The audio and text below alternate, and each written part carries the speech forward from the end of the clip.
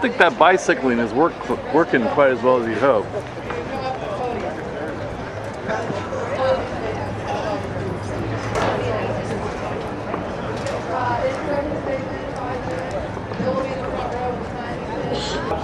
We can shift our economy to high-paid jobs, to jobs that have a real future by shifting our economy to renovating our streets, to renovating our sewer systems, our treatment plants, our wastewater systems, by having water reclamation, by having the infrastructure repaired throughout our city, and to do that all within the environmental world in which we actually see out here today. Here's what we're proposing to do in the city attorney's office.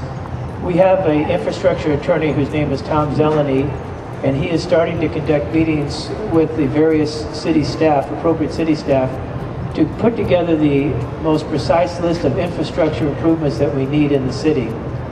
And then we are going to propose to the council that we present that to the voters in November for a decision of whether or not they want to in fact fund the kind of infrastructure improvements that we need. Now, stepping away from it in a way that I think is not, it's not something I can sign off on as being legal, because there is no controlling authority to that effect, and I believe that the state appellate courts are moving in the other direction in terms of tightening up the debt limit law.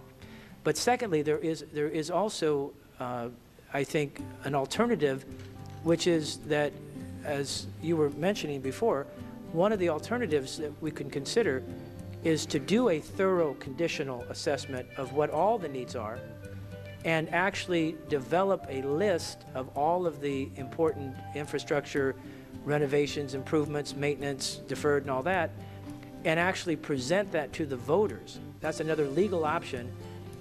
You could do that in November and do this in a much more comprehensive way. I'm suggesting that simply from the point of view of if you were to go to the trouble of having to vote of the people, you could do that as an option or some subset of that. I'm here again today to ask for your support on behalf of our infrastructure upgrades, this time on the item before you. As you know by now, this financing will mean vastly improved conditions for our residents, and that's why I'm here today. I want you to know and be assured that we carefully crafted this financing transaction. In fact, the independent budget analyst has reviewed the item and recommended in favor of its adoption. All that I've ever asked or expected of the city attorney was consistent, written, and timely legal advice. I truly take no joy in pointing out that once again, the city attorney has failed to live up to this very reasonable standard. So if the council's assured we acted responsibly in crafting this transaction, I think it's important that I detail for you how closely we worked with the city attorney's office to get here today. From the moment this financing was contemplated, our financing team worked alongside Mark Blake, one of Mr. Aguirre's top aides in the city attorney's office, to craft this financing mechanism. At no time did Mr. Blake caution against the transaction. In fact, just the opposite is true. Mr. Blake prepared and signed the ordinance that's before you today. I'm going to repeat this clause so that everybody understands how and why, up until this morning, the city attorney agreed this transaction was completely legitimate. Whereas the city is authorized to undertake the actions described in this ordinance pursuant to its charter and the Constitution and other applicable laws of the state of California. If the transaction was illegal, as Mr. Aguirre is incorrectly suggesting today, why would he allow one of his top deputies to have prepared and signed this ordinance? The answer is clear. The transaction is perfectly legal and commonplace, and Mr. Aguirre knows it. Further, the DPWG, or the Disclosure Practices Working Group, of which Mr. Aguirre and Mr. Blake are a part of, unanimously approved the transaction before you today. At no time during those discussions did the city attorney's office or the city's disclosure or bond counsel raise any concern. The city council will remember that it first heard this item a few weeks back. The item had been properly noticed a few weeks in advance. The city attorney's office did not voice those same concerns at that time. The city council had to wait until this morning when a memo was issued at 9:25 a.m. Don't be fooled by the fact that it's dated yesterday. it was not sent out till this morning. The problem with Mr. Aguirre's memo is not only that it's wrong, but that it is also strongly contradicted by the thorough and thoughtful legal opinion the city received from its bond counsel, Hawkins, Delafield, and Wood.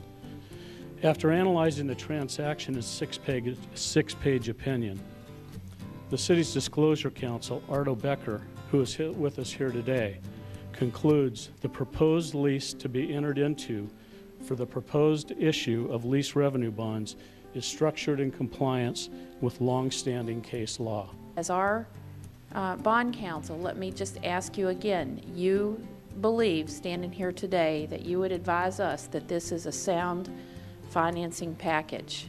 This is a legal transaction. You know, the city attorney hears the need that we need to be fixing our city, but not hearing the reality of the challenges that are in front of us. You know, and just as the mayor said, he's absolutely right. This is a last-minute campaign stop by the city attorney, and I really get tired of campaign speeches being made here on public television instead of out in public on the campaign trail where they belong. But let's just get to the substance.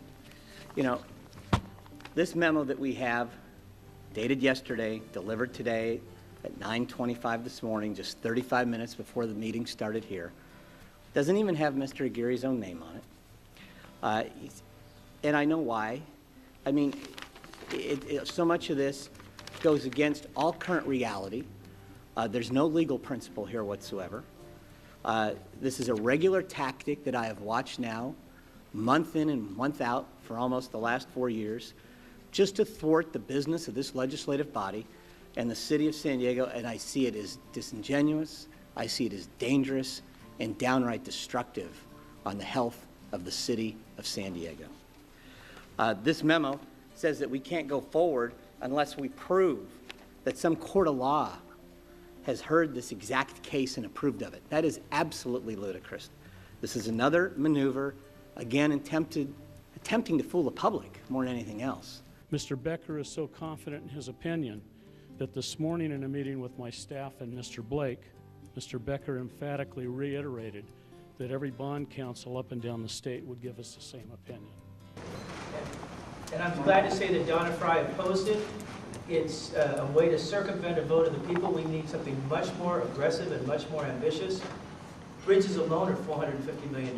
This was a political move by the mayor to pretend that he was going to do something about infrastructure, and it was irresponsible, and that's why Donna Frye opposed it, and that's why legally I opposed it.